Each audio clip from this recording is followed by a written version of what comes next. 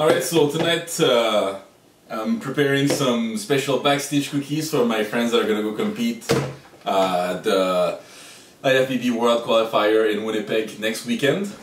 I'm gonna show you some of the ingredients. These are not healthy cookies at all. Those are just made for fun, sugar, and to rejoice the joys of having dieting for so long. So what I use for the filling is, this is part of the secret. Some chocolate bars. Here I have Kit Kat, Oreo, O. Henry, some Reese's Pieces, and a few other ones which I've already chopped up in pieces that I have in those bags to mix them. So different combinations of different chocolate bars. Peanut butter, some sugar, more sugar, some whole wheat flour, milk of course, some brown sugar, oats, the eggs. You can use butter, but what I prefer to use is actually Crisco, because that thing it melts at a higher temperature than butter, so the cookie is not going to be as flat and just going to keep a nice thickness, which is required for the big pieces of chocolate that are going to be inside, because it's not chocolate chips. Some vanilla extract, baking powder, some baking soda, and some plain old salt. So first I'm going to start by putting some of the first ingredients that we're going to mix together, because it's actually two mixes that we're going to blend together in the end.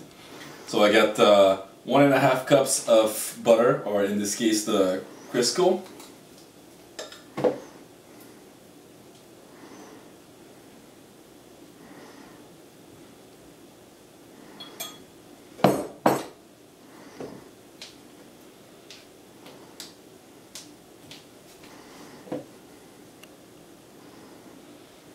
To that I'm gonna add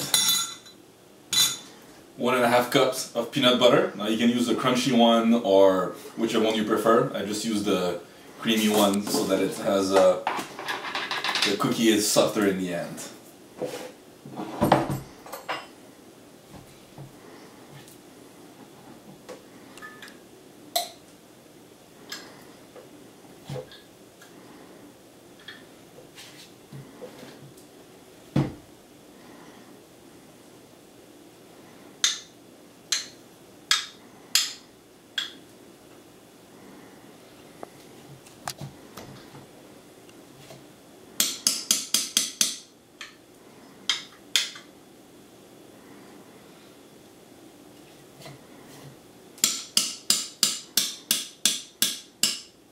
Right.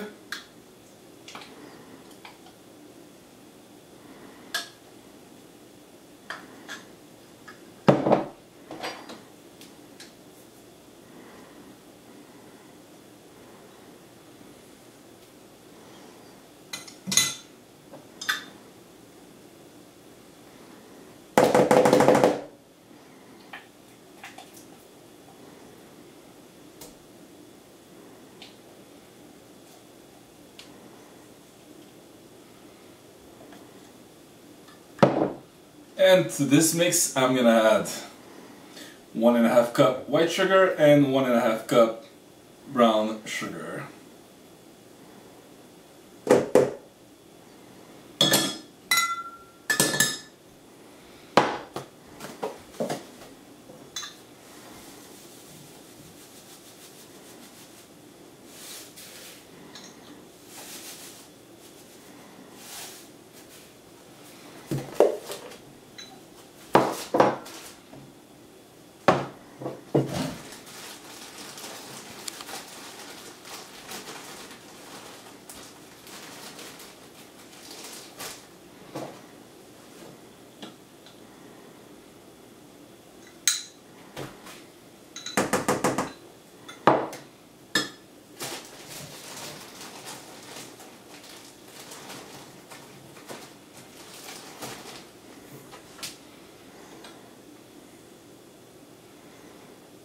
Also the 1-to-1 ratio for the white sugar, brown sugar, that's going to help the cookie remain soft and not flatten when you're going to bake it.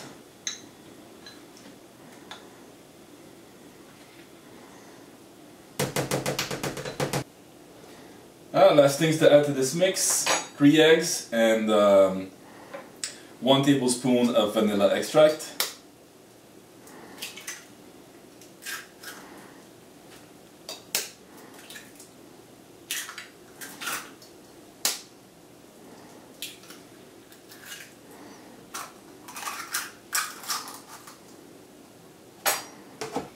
And the vanilla extract.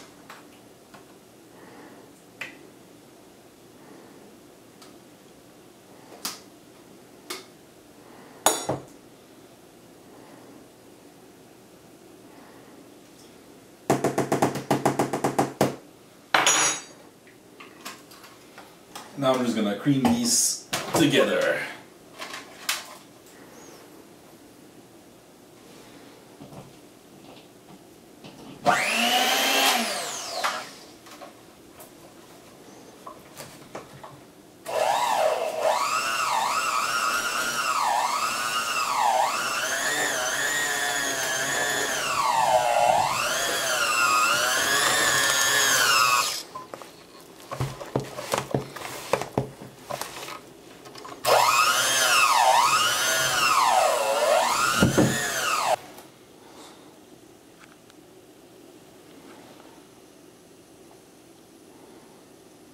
So now that these have been creamed together, so you have a nice thick peanut buttery texture, and I can tell you right now the smell is intoxicating. I'm 8 days out from a show myself, I can't even taste this, but I guarantee the taste, even though I won't be able to see or taste more like what it tastes like.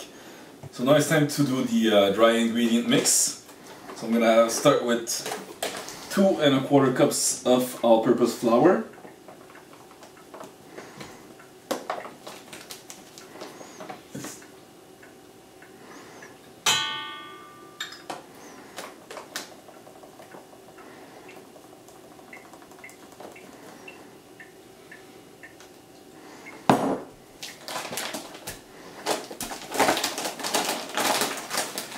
Add a teaspoon of baking soda,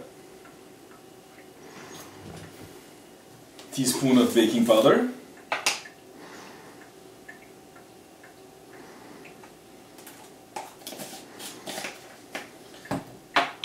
and pinch of salt.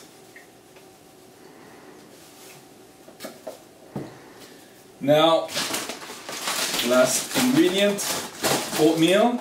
I like to use the, you can use either the old-fashioned oats, the thicker ones, or the regular plain quick oats, the smaller one, just depending on, it's not really going to affect the cookie, it's just going to affect the texture of it.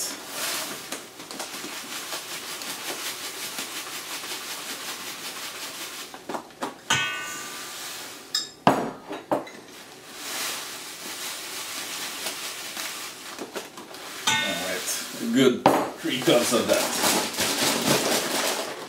So I'm gonna mix these together, and then I'm gonna add them to the mix, and then we'll make the magic happen. So now I've mixed the dry ingredients. Those mix pretty well. You just need a spoon. You don't need anything with extra strength or whatever electrical to mix that. And now comes the tough part. I'm gonna add this slowly to the peanut butter mix as I mix them together.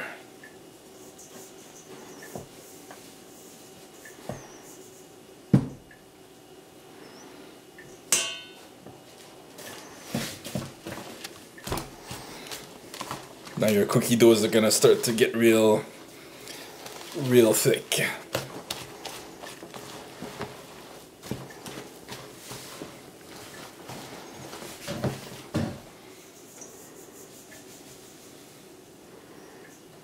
Right.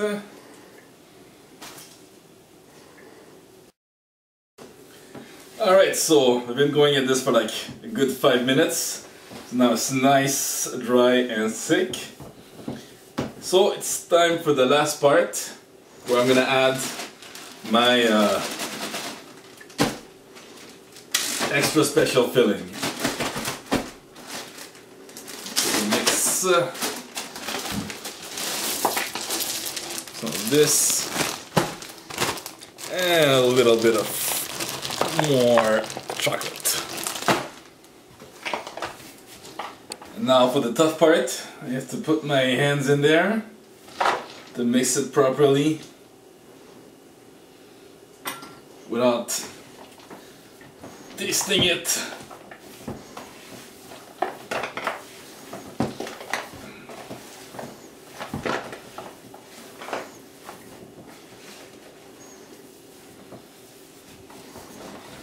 To make sure that each cookie gets a good mix of chocolate, Reese's Pieces, Rolos, Coffee Crisp, Kit Kat, Hershey's, Smarties, O. Henry's, and I forgot what else is in there. The real good part is when you get on a nice piece of melting caramel in the middle of a big fat cookie. I think I can add some more. A little bit extra special loving.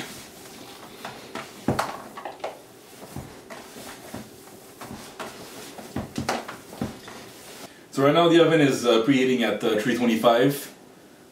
So while this is going on, I'm going to roll these into small to medium-sized balls. If you're using a non-stick cooking pan, then you don't need to put anything on it. Please don't put butter because that's going to make the cookie flatten and you're just going to have like one big fat cookie. So I'm going to space these.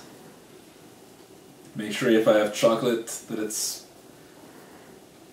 covered properly so that it doesn't melt the goodness inside as it cooks. I can make some bigger ones. I prefer to roll them into, you can make them in whatever shape you want. I prefer to make them into balls so that when it bakes it flattens a bit, but you still have a big chunk of the cookie that's pretty thick for the big chocolate pieces inside.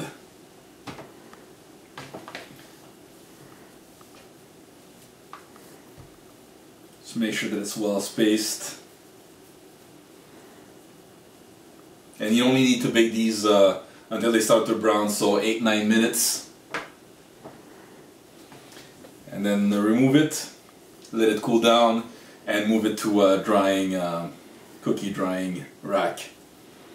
One trick also that you can do is always use a cold or room temperature plate when you go into the put it back into the oven. So your second batch of cookies, you're not using already heated plate. That's going to prevent the cookie from flattening as well.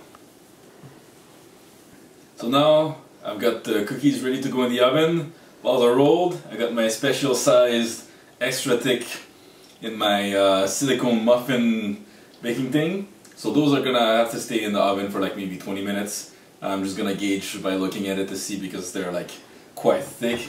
And as they say, le cookie, which is gonna be my masterpiece here. Extra thick, extra big.